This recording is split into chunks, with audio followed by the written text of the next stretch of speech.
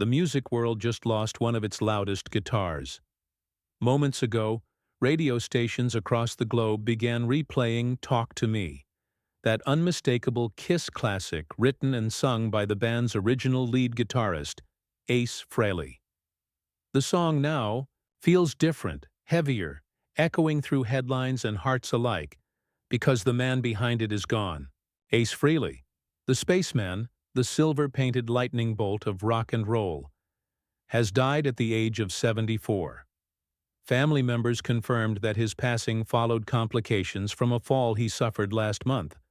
It's the kind of news that makes you stop mid-scroll, the kind that reminds you just how deep a guitar riff can cut through time.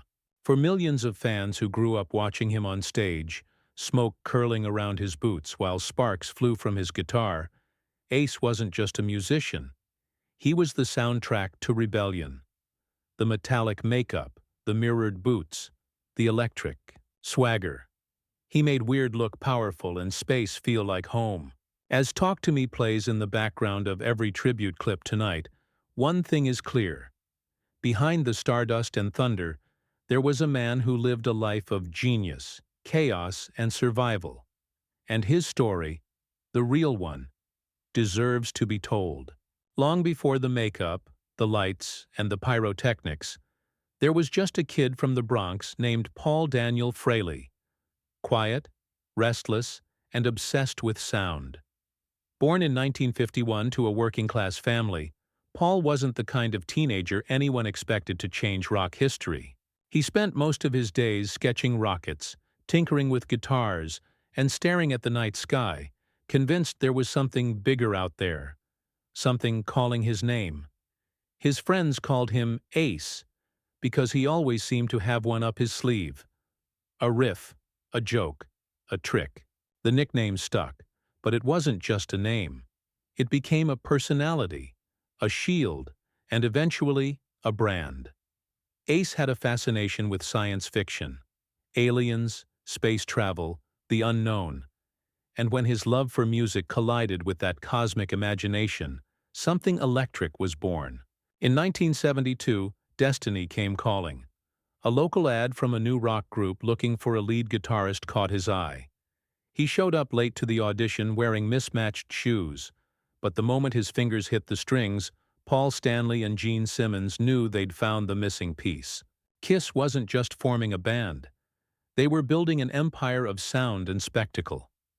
From that day on, Paul Daniel Frehley became Ace Frehley, the Spaceman. His riffs gave Kiss their rocket fuel. Raw, metallic, larger than life. He helped design the band's signature style, combining comic book theatrics with arena-shaking rock. When he strapped on that silver Les Paul and tilted his head toward the lights, it wasn't just a guitar solo. It was a launch sequence. He wasn't just playing guitar. He was launching it into orbit. By the mid-1970s, Kiss had become less of a band and more of a phenomenon. Their shows were explosions of light and fire, towers of flame shooting skyward, smoke billowing across the stage, and guitars that seemed to breathe electricity. Every concert felt like the launch of a new planet. Behind the makeup and the madness stood four distinct personas, and Ace Frehley's Spaceman was the wild card that held it all together. Crowds filled arenas from Detroit to Tokyo chanting, along to songs that would outlive generations. Detroit Rock City, Shock Me, and Talk to Me. Each riff from Ace's guitar felt like a lightning bolt hurled straight into the audience. When he hit the strings, you didn't just hear the music. You felt it in your chest, vibrating like a countdown before liftoff. Critics at the time called it circus rock, sneering at the painted faces and leather boots. They thought it was a gimmick, but fans knew better. They saw the message beneath the glitter, that you could be bold, strange, unapologetically loud, and still belong. For every kid who didn't fit in, Kiss offered an anthem and a mask to hide behind until they found their own voice. While others saw a costume, fans saw a hero who made being weird look powerful. Ace Frehley wasn't just part of the show, he was the spark that made the spectacle feel real. the reason Kiss didn't just perform on stage. They conquered it. By 1982, the storm inside Kiss had grown louder than the music itself. After a decade of global domination, the makeup couldn't hide the creative clashes and exhaustion any longer. Ace Frehley, the band's most unpredictable spark, walked away from the noise, the fame, and the machine. But he didn't walk away from music. His solo path was equal parts freedom and fury. Across 9 albums, Ace dove into blues rock, sci-fi riffs, and sounds that felt like messages beamed from another galaxy. He blended hard-edged guitar work with space-themed lyrics, crafting an identity that was completely his own. Fans didn't just follow him out of loyalty, they followed him because his music still felt alive, raw, imperfect, human, but freedom came with a cost. Away from the stage lights, Ace fought long battles with his own shadows.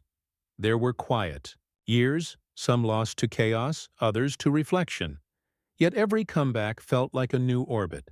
Each return to the studio carried a piece of the kid from the Bronx who refused to fade out. By the time he reached his 70s, Ace had done what few rock legends manage. He'd outlasted the myth. His final album in 2024 wasn't a farewell.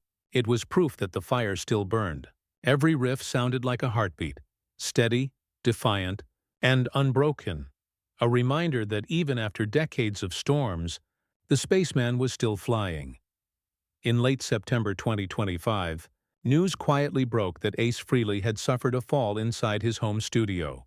The announcement came not from a publicist or headline, but from a short Facebook post to fans. One that simply said he'd be canceling an upcoming tour stop to recover. It sounded routine at first, the kind of message every touring musician eventually has to post. But behind those calm words, something far more serious was unfolding. By October 6th, a second update appeared. Short, stark, and heartbreaking. All remaining 2025 gigs were officially canceled. The post mentioned ongoing health issues, and though it didn't go into detail, longtime fans could sense the gravity between the lines. The Spaceman who once commanded arenas under a storm of fire and lights was now grounded, fighting quietly in the same place he once created his biggest sounds. Then came the message no one wanted to read. A family statement confirmed that Paul Daniel Ace Frehley had died from complications of a brain injury. He was 74, and his loved ones were by his side when his final chord faded out. The guitar finally went silent, not in a blaze of pyrotechnics, but quietly, in the same studio where he once made magic. It was there, surrounded by amplifiers, photos, and the echoes of a lifetime spent chasing sound, that the Spaceman's journey finally reached its last orbit. The news of Ace Frehley's passing hit like a power cord across generations. Within hours, social media became a digital shrine. Fans posting grainy concert photos, flashing vinyl covers under neon lights, and tagging the hashtag #RipSpaceAce like a badge of shared heartbreak.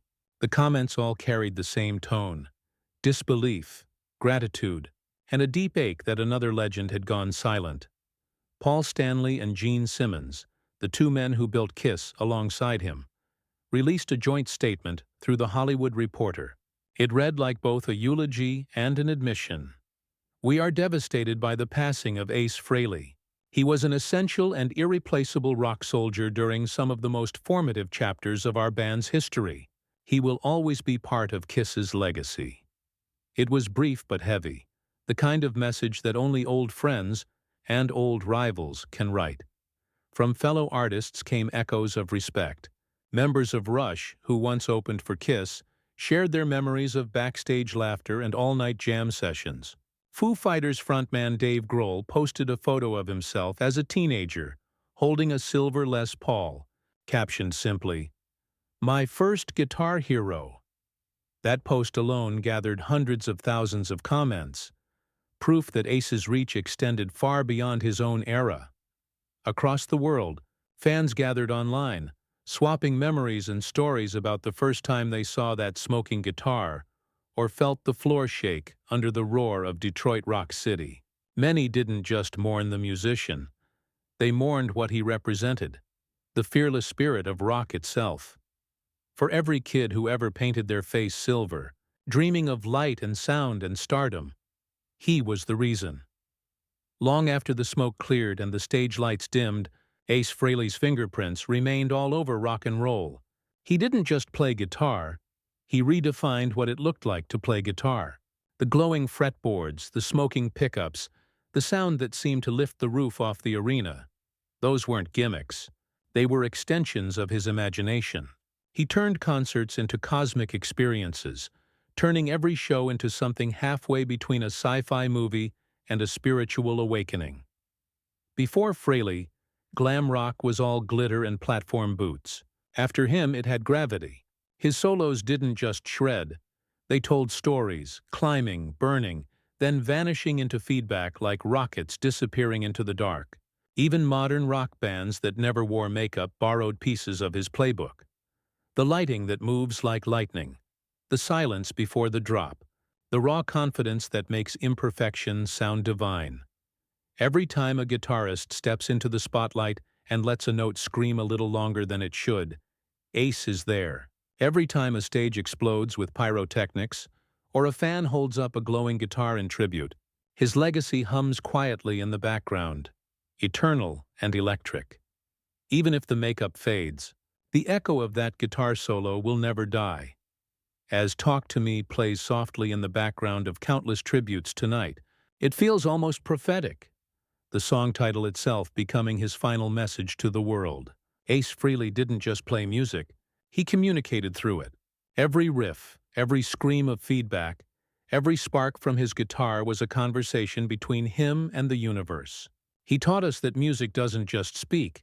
It talks, it screams, it laughs.